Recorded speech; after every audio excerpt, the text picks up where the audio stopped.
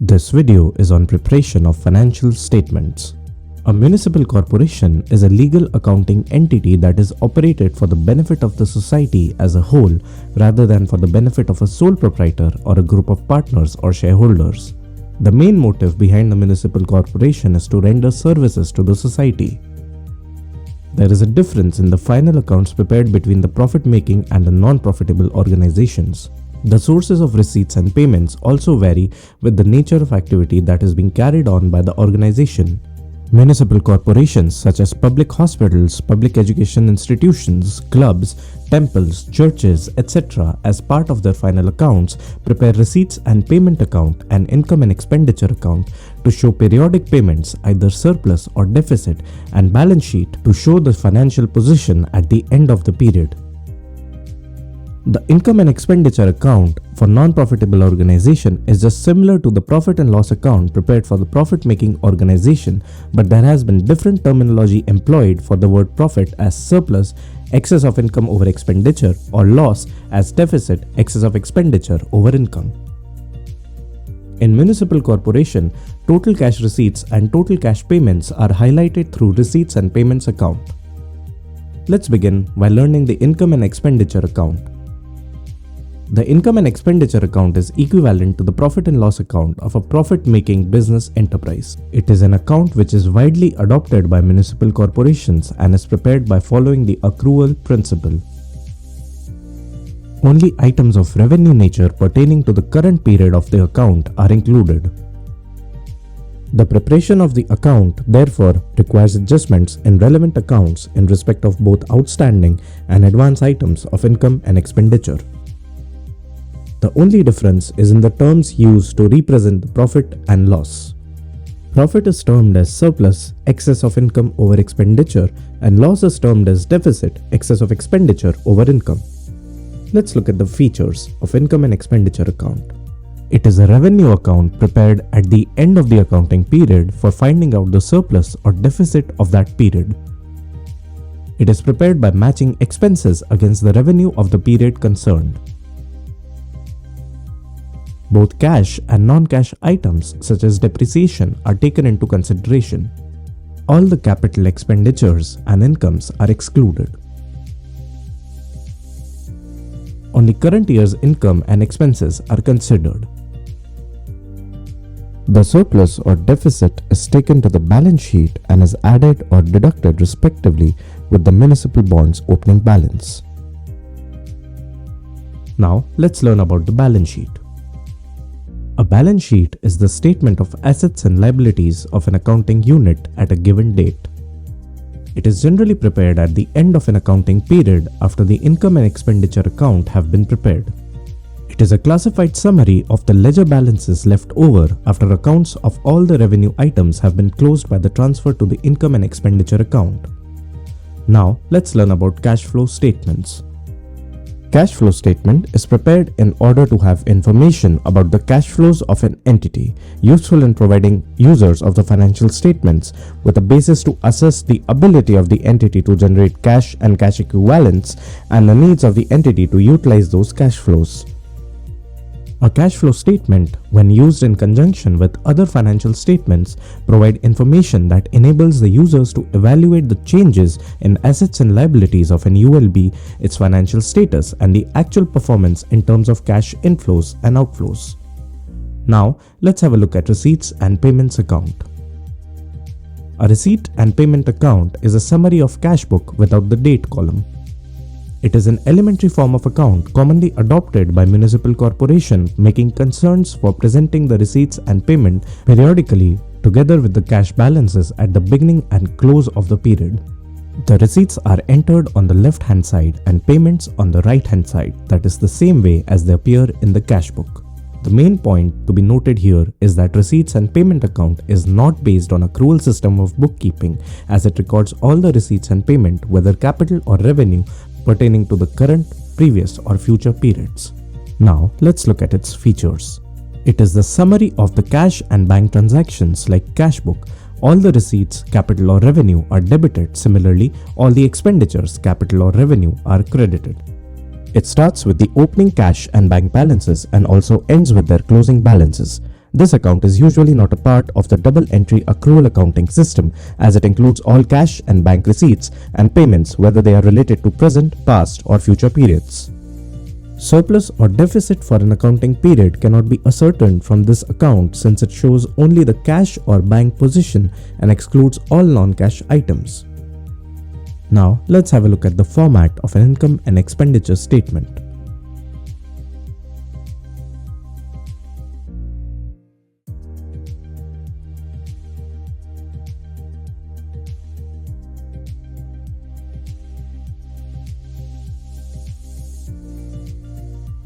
Next, we have the format of a balance sheet of an ULB followed by its various schedules.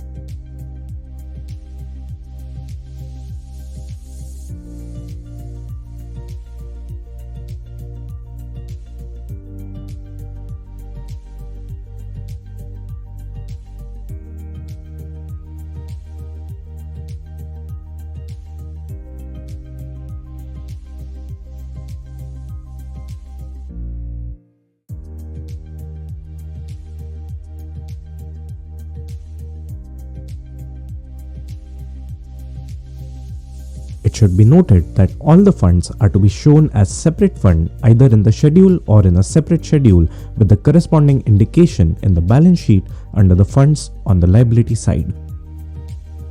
With regards to additions during the year,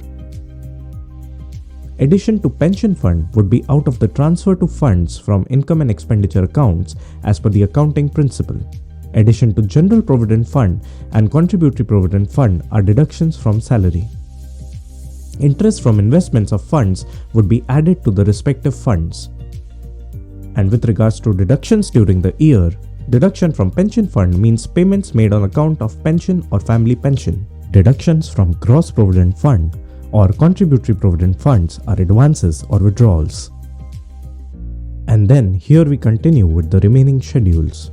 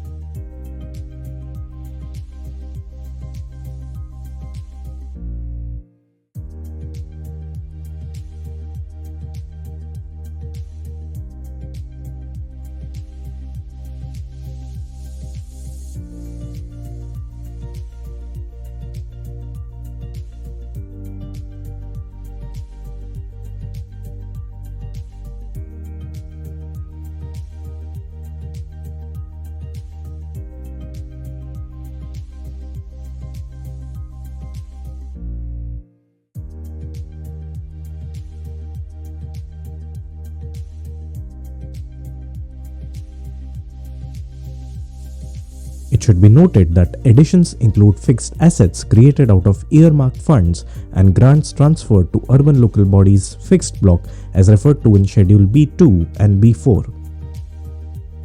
Now let's have a look at additional disclosures to the schedule. The value of the fixed asset under dispute or litigation shall be provided. The status of the legal case as at the reporting date of the financial statements shall also be mentioned.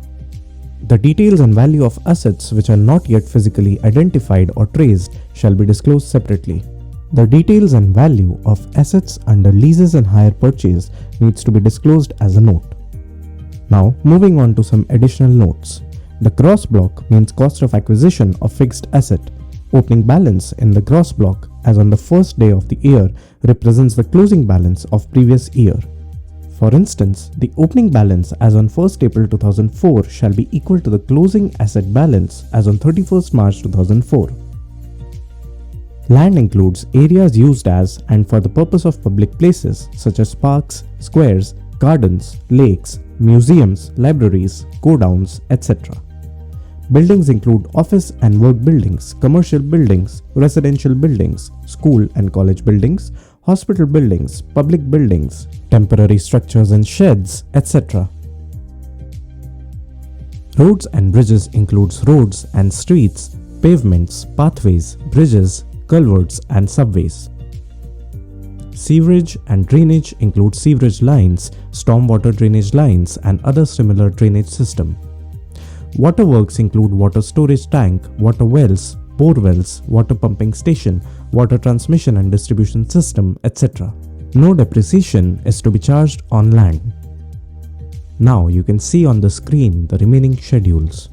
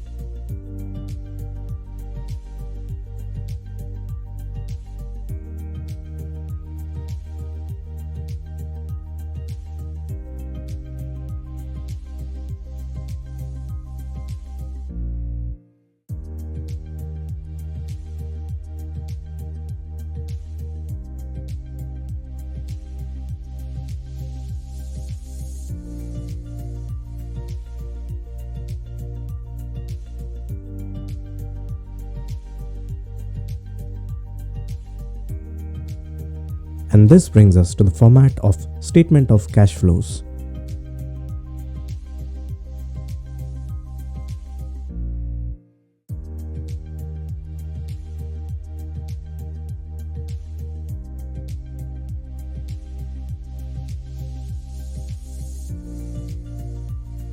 And then we have the format of receipts and payments account.